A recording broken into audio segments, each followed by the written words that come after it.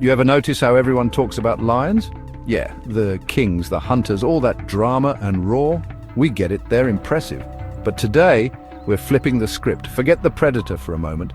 Let's talk about the one that's always on their menu, but somehow always here. The one that survives. The one that outruns, outwits, and outlasts. The one that lives on pure instinct, incredible endurance, and a killer set of stripes. Today, let's talk about the zebra. So picture this, a brand new zebra foal is born, and that's what it means to be a zebra, just right out there on the vast open plains of Africa. The sun is up, the grass sways, and the world is enormous, and yeah, danger is probably already sniffing the air. But within minutes, literally minutes, this little wobbly-legged creature, still wet from birth, is trying to get its legs under it. Pushing, struggling, trying to stand. It has to, because if it doesn't, if it stays down too long, it's an easy meal ticket. The clock is ticking from its very first breath. And Mum, she's right there, a pillar of striped calm and fierce protection, licking her baby clean, nudging it, all while her ears are swiveling, eyes scanning everything. And here's the wild part, a truly amazing bit of nature's genius. She memorizes every single stripe on her baby, like a unique barcode. And the foal, it does the same, that intricate, unique pattern it sees up close. That's Mum, that's safety, that's where the milk is. Now these famous stripes, they're not just for looking good on a safari postcard. Oh no, they're a multi-tool for survival. Scientists have a few big ideas. One is camouflage, not by blending in, but by confusing predators, especially in a group. Imagine a lion trying to pick out one zebra from a dizzying, shimmering mass of moving stripes. It's called motion dazzle. Then there's fly deterrence. Studies suggest the stripes disrupt the way biting flies see and land. Fewer bites mean less disease and less irritation. A huge plus. Some also think they help with thermoregulation. The black stripes absorbing heat and white stripes reflecting it, creating little convection currents to cool them down.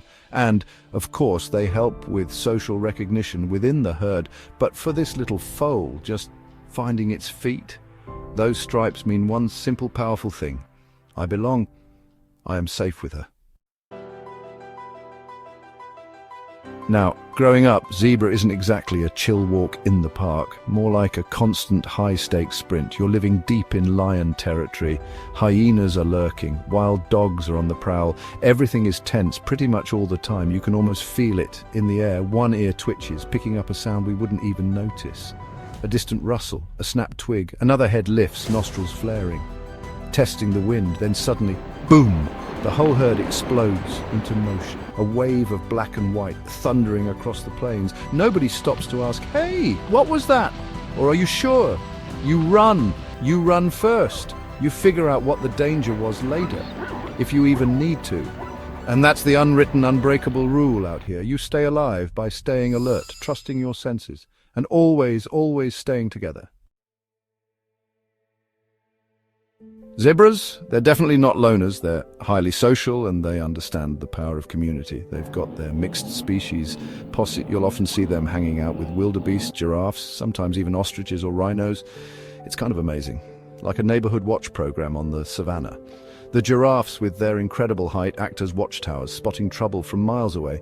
The wildebeest, often more numerous and skittish, can give those crucial early warnings, and with more eyes, more ears, more noses all tuned in, everybody gets a much better shot at survival. It's a win-win. But even just among zebras, there's real friendship, real connection. They have preferred buddies. They'll stand head to tail, swishing flies off each other. They groom each other, nibbling away dirt and parasites. It's not just hygiene, it reinforces bonds. They nap close together, foals will play. They move like one coordinated striped unit. It's not just a numbers strategy, it's built on deep-seated trust and social bonds that have been forged over millennia.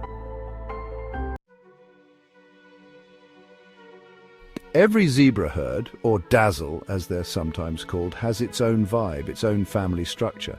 Typically, you've got a harem system. There's usually one dominant stallion. He's the protector, the leader. He's responsible for the safety and cohesion of his family group. He'll fight off rival stallions and guide his mares and foals to the best grazing and water. And then there are the mares and their foals, and they stick together like glue. These bonds are incredibly strong. Mums never let their foals wander too far out of sight, especially when they're very young. She's a constant presence, a shield. And the little ones? They learn the rules fast from day one. Stay close. Listen for Mum's call. Remember your mum's unique stripes, and always, always follow the herd. It's more than just survival tactics being passed down. It's family, it's loyalty, it's a code.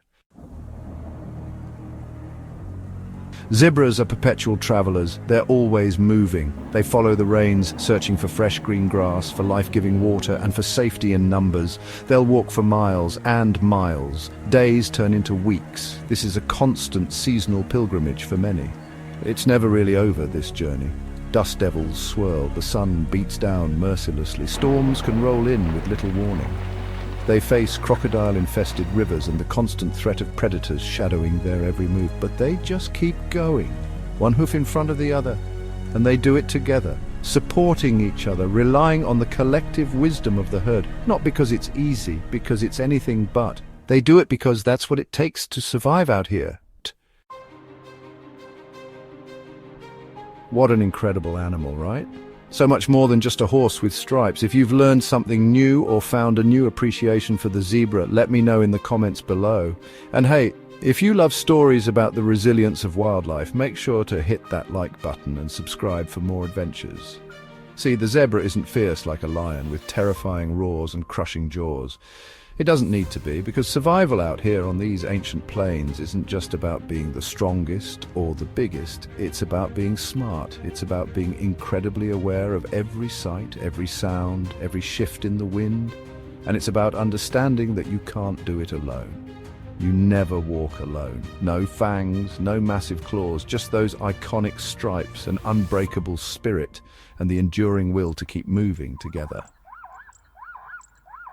And that's what it means to be a zebra.